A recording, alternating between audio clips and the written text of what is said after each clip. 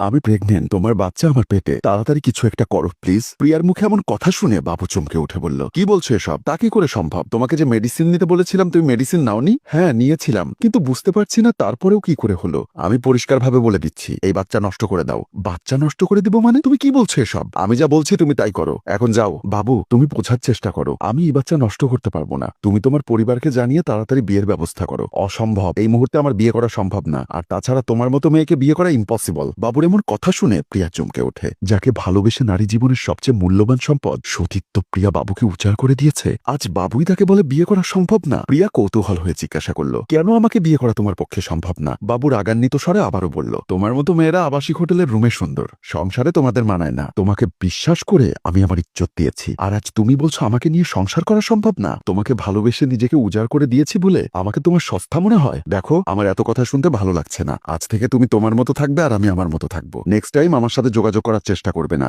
একটা নারীর জীবনের সবচেয়ে বড় সম্পদ হচ্ছে তার সম্মান। আমি আমার সম্মানের জন্য যা যা করতে হবে তাই করব। আমি আমার সম্মান আদায় করেই ছাড়বো। বলেই হোটেল রুম থেকে বের হয়ে গেল প্রিয়া। অফিস রুমে বসে আসিফের ফাইল দেখছে সাইফুল। এমন সময় বাবু সাইফুলের অফিস রুমে প্রবেশ করলো। বাবু সাইফুলের পাশের চেয়ারে বসতে বসতে বলল, বন্ধু তুই কি খুব ব্যস্ত আজ? সাইফুল ফাইলটা রেখে বলল, না তেমন কোনো ব্যস্ততা নেই, তোর কি দরকার সেটা বল। কথাটা বলে সাইফুল লক্ষ্য করল বাবুকে খুবই চিন্তিত দেখাচ্ছে। বাবুর চোখে মুখে বিষণ্ণতার ছাপ স্পষ্ট। সাইফুল আবারও বলল, তোকে আজ খুব চিন্তিত দেখাচ্ছে, কি হয়েছে আমাকে বল। সাইফুলের কথা শুনে বাবু কি বলবে ভেবে পাচ্ছে না। আর তাছাড়া সাইফুল বাবুকে অনেকবার নিষেধ করেছেন নারী কেলেঙ্কারিতে না জড়া, কিন্তু বাবু সাইফুলের কথা না শুনে প্রেমের জালে ফাঁসিয়ে একটার পর একটা মেয়ের জীবন নষ্ট করছে বাবু। মানুষ কথায় বলে চোরের 10 দিন আর গৃহস্থের একদিন, হয়তো বাবুর জীবনে আজ 10 দিনের একদিন চলে এসেছে। বাবু প্রিয়ার চোখে স্পষ্ট প্রতিবাদের যে ছাপ দেখতে পেয়েছে তার পরিণাম ভালো হবে না তা বাবু বুঝতে পেরেছে। বাবুকে চুপ থাকতে দেখে সাইফুল আবারও বলল, কি হলো, চুপ করে আছিস কেন? কি হয়েছে আমাকে বল।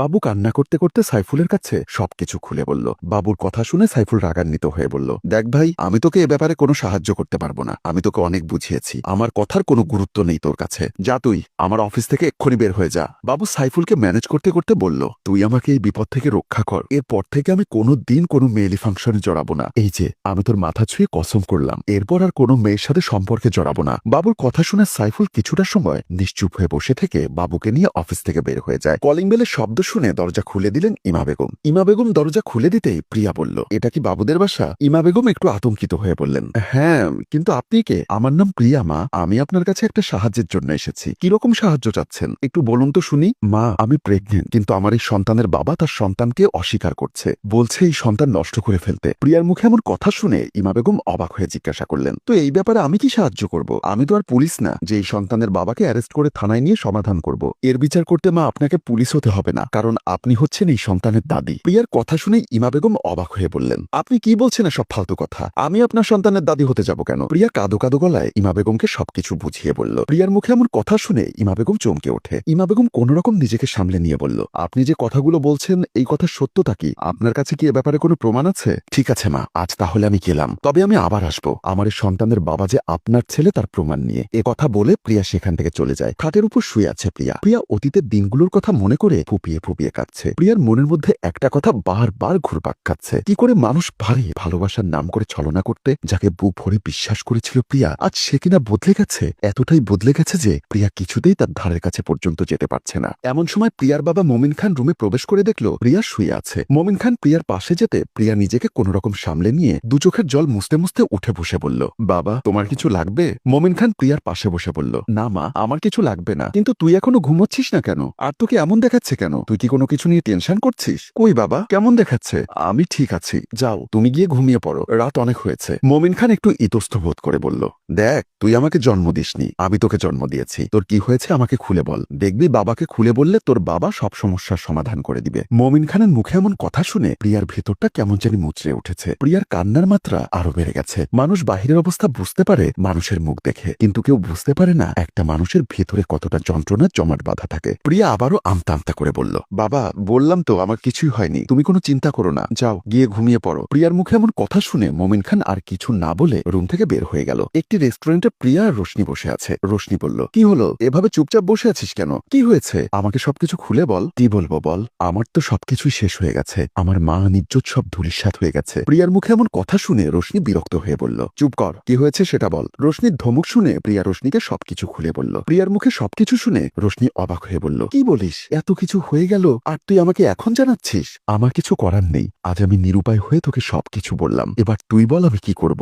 তারপর রোশনি প্রিয়াকে সবকিছু বুঝিয়ে বলল। রোশনির সব কথা শুনে প্রিয়া বলল, ঠিক আছে, তুই যেভাবে বলছিস ঠিক সেভাবেই করব। রোশনি বলল, যা করার খুব তাড়াতাড়ি করতে হবে, এবার ওর বাসায় যেতে হবে। বলেই তারা দুজন উঠে সেখান থেকে চলে গেল।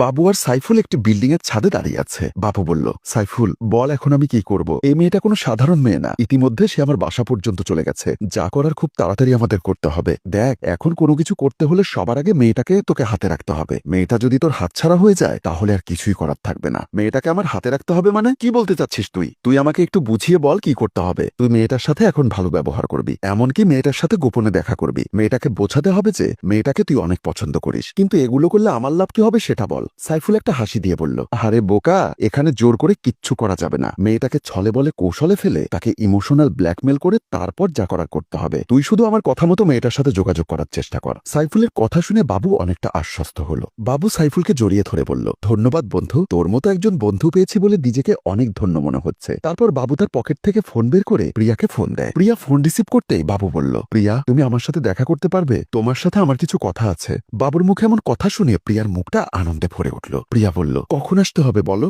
আগামীকাল 2টোয় চলে এসো, আমি সেখানে থাকবো। ঠিক আছে, তুমি কোনো চিন্তা করো না, আমি ঠিক সময় মতো সেখানে পৌঁছে যাব। বলে প্রিয়া ফোনটা কেটে দেয়। একটা আবাসিক হোটেল রুমে বাবু আর প্রিয়া কথা বলছে। সাইফুলের কথা মতো বাবু প্রিয়ার সাথে খুবই বিনয়ের সহিত কথা বলছে। বাবু মাথায় একটা কথাই সেট করে নিয়েছে, প্রিয়ার সাথে ভালো ব্যবহার করলে হয়তো সাইফুল এর একটা সমাধান বের করবে। এমন সময় সেখানে চলে আসে সাইফুল ও বাবুর মা ইমা বেগম। ইমা বেগমকে দেখে বাবু চমকে ওঠে। প্রিয়া তেমন কিছু বুঝে উঠতে পারছে না। সাইফুল বলল, দেখুন আন্টি, আমি আপনার ছেলেকে কত হাজারবার বুঝিয়েছি, সে আমার কথা শোনেনি। অবশেষে আমি কোনো উপায় না পেয়ে আজ আপনাকে নিয়ে এসেছি আপনার ছেলের আসল মুখোশ উন্মোচন করার জন্য। বাবু চিৎকার দিয়ে বলল, সাইফুল কাজটি ঠিক করিসনি। সাইফুল বাবুর কথা শুনে একটা উপহাসের হাসি হেসে বলল, কোনটা ঠিক কোনটা বেঠিক সেটা বোঝার ক্ষমতা তোর নেই, কিন্তু আমি আজ যেটা করেছি সেটা তোর ভালোর জন্য করেছি। এমন সময় ইমা বেগম বাবুর গালে ঠাস করে একটা থাপ্পড় বসিয়ে দিয়ে বলল, ছি বাবু ছি, তোকে আমি এই শিক্ষা দিয়েছি যে শিক্ষায় তুই হেসে খেলে একটা মেয়ের জীবন নষ্ট করে দিতে পারিস? সে শিক্ষাই কি আমি তোকে দিয়েছি? বাবু, তোর সন্তান এই মেয়ের পেটে, বল এই অনাগত সন্তান কি ভুল করেছে যে তাকে এই পৃথিবীর আলো দেখার অধিকার থেকে তুই বঞ্চিত করতে চাচ্ছিস? ইমা বেগমের মুখে এমন কথা শুনে বাবু চমকে উঠল। বাবু আমতা আমতা করে বলতে লাগলো, মা তুমি এই মেয়েটার কথা বিশ্বাস করো না, ও আমাকে ফাঁসাচ্ছে, ও তোমাকে মিথ্যা বলছে। ইমা বেগম বাবুর দিকে রাগান্বিত চোখে তাকিয়ে বলল, এই মেয়েটা না হয় মিথ্যা বলছে, কিন্তু তোর বন্ধু সাইফুল কেন মিথ্যা বলবে? ইমা বেগমের মুখে এমন কথা শুনে বাবু আর কোনো কথা বলতে পারল না, মাথা নিচু করে চুপ করে বসে রইল। ইমা বেগম আবারও বলল, ভালোবাসা কোনো পাপ না বাবা, কিন্তু তুই ভালোবাসার নামে যে কাজটি করেছিস সেটা তুই অনেক বড় পাপ করেছিস। তুই একসাথে দুটো